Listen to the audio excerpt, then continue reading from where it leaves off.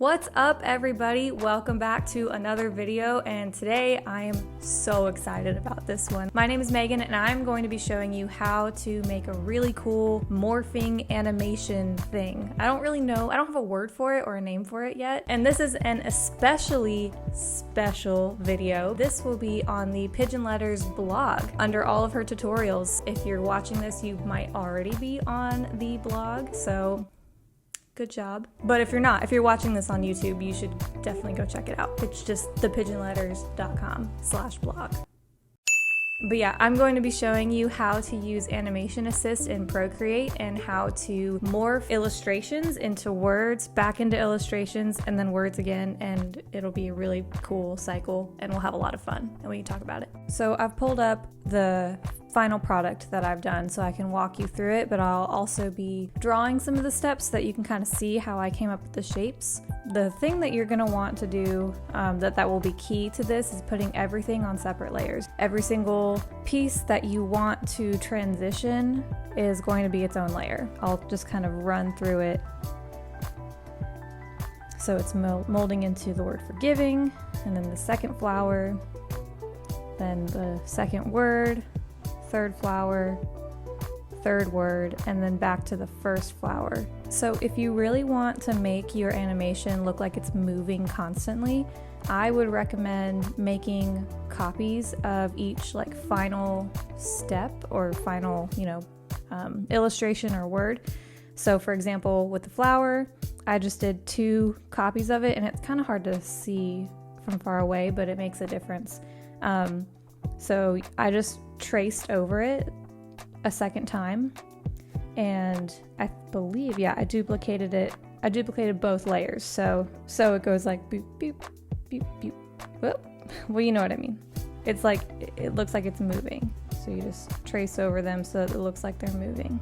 Okay, now here is the part that takes the longest. I'm not gonna lie to you, it takes a long time. It takes some patience, but it's so fun. Like, I promise, it's so worth it. So this is where you're gonna make all of the transition steps from the flower to the words, to the flower to the words, etc. So what's also really helpful about Animation Assist, and why I would recommend that you keep it turned on during this process, is that, it shows you all of the layers behind and before your current layer, so you're able to see what's next. It's like super helpful. New layer. Just gonna like redraw the stem. I might even draw it a little bit shorter than what it is, because I want the idea to really like flow nicely, right? So I'm going to just keep drawing this. I'm gonna leave a little bit of space here so that I can kind of make the inside of the leaf spill out, and that would be super cool.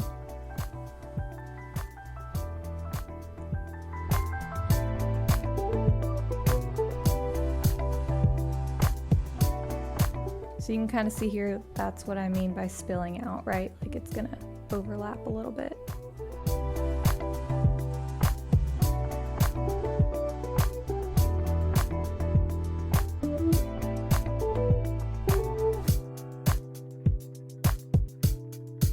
So that is about what the next step would be, right? And then the next step after that, I want these little spilling parts to be even more spilled out.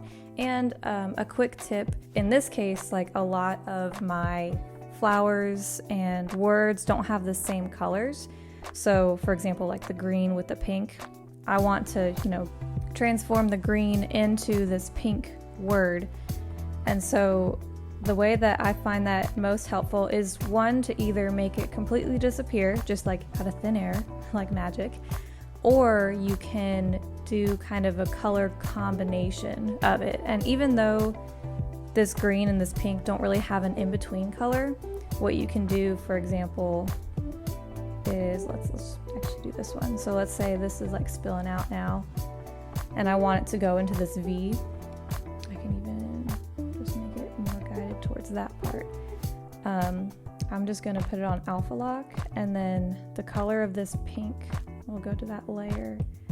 I'll grab that color, save it, and then let's go back to, obviously this will be different for you if you're doing it for the first time, but So I'm going to take this and just lightly, well, let me use a different brush. This one doesn't do so well with that. I'm just going to lightly kind of go over it with the pink so that it isn't as much of a shock, you know, going from green immediately to pink. It's kind of like this weird orangey color now. And then maybe on the next layer, I do that same green with my fancy schmancy brush. And then actually let's put it more towards like in the shape of the V, because this stem is going to go away.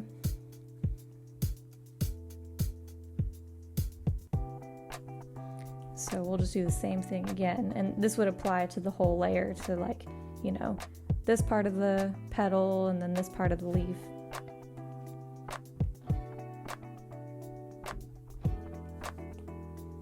You can make it more pink now that it's actually kind of filling out the V, and whatever part isn't quite in the V yet can still be that green color. And then that way it's just a little bit more smooth, so you'll only get to see just a little bit. But so obviously the final animation won't be that slow, but you can see where the process was in that, so that the color looks a lot more smooth when transitioning.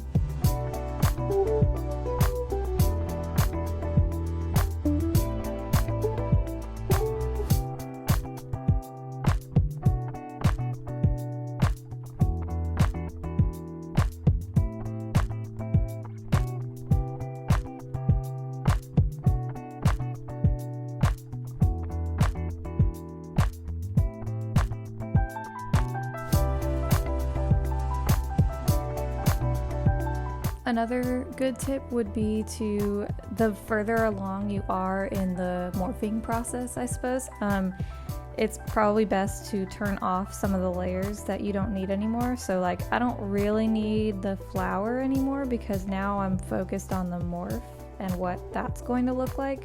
So I probably will just keep these two layers on, maybe even just this one, because then that gives me more of an idea of how to move the shapes the way that they need to go.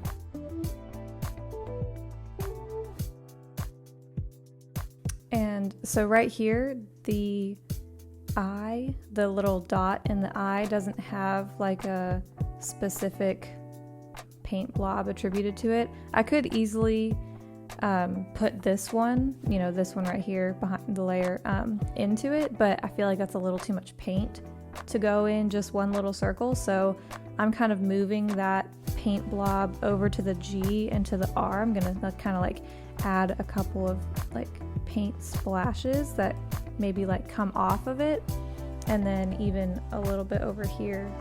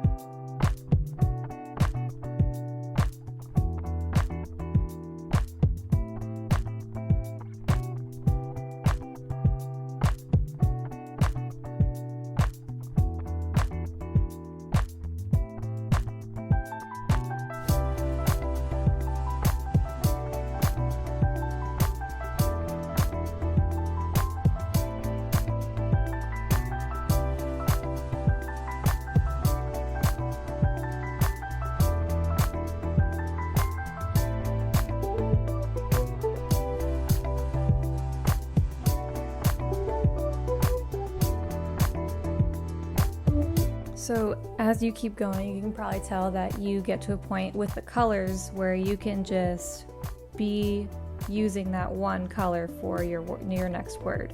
And that's exactly what I did on this last layer.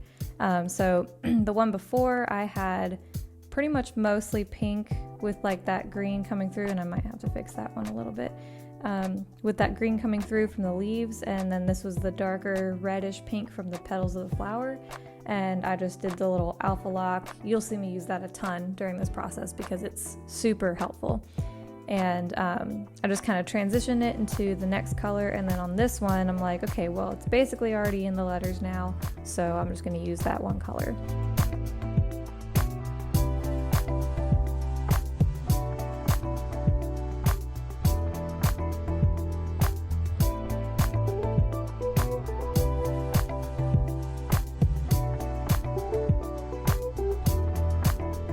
Now I'm going to turn on the layers so that I can kind of see what the process looks like so far.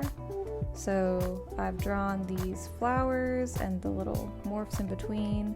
I've done the little bit into the words, and now I'm going to, and I've at this point duplicated our words as well, and so I'm just gonna play it.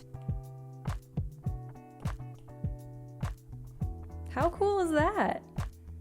So you're essentially going to repeat this process for however many illustrations and words you have for this animation. And once you are finished, once you finish each one, you're able to, admire your work first of all, and go to the Share tab and click on Animated MP4. That's the best, what am I trying to say? That's the best file that I've had the most easiest time with. So it'll show you your whole animation here. This is like your product, your final piece, and you can make it as fast as you want. You can make it get like really kind of crazy, or you can make it a lot slower. But at that point, people might get bored. So I would do like a healthy 4 to 6 range, depending on how many things you have in between. And then just do export, and you can save it to your device or airdrop it to your phone to share it on Instagram so that you can tag me, and so I can admire your work, because I'm sure it's going to be amazing. And yeah, I am so excited to see what you guys come up with, because this, when I figured it out, and when I actually sat down and did it, I was so proud of myself. So, what do you think? Do you think it's something that you want to try? Because if so, I would love to see it. Like I just said, please, please, please tag me in whatever your final product is, because I want to geek out over it and just like fangirl, because it's so fun. I first saw this on a girl I follow on Instagram. Her account handle is Have a Nice Day. She did this back in March, and I was just blown away by it because it was so cool. I was waiting on a tutorial from her, but it never came, and she's probably still working on it, or she's busy. In the meantime, I just gave it a shot myself. She might have done it a completely different and easier way than me. But thank you for watching, and I hope that you're as excited about this as me, because it's super cool and super fun, and you get to brag about all this cool thing that you did to all of your friends and your family and the people who maybe don't like you, and things like that. If you like what you saw in the video, if you kind of are vibing with me a little bit maybe after watching this tutorial, go follow me on Instagram at Clover Letters. I hope you enjoyed this, and I will see you in the next video.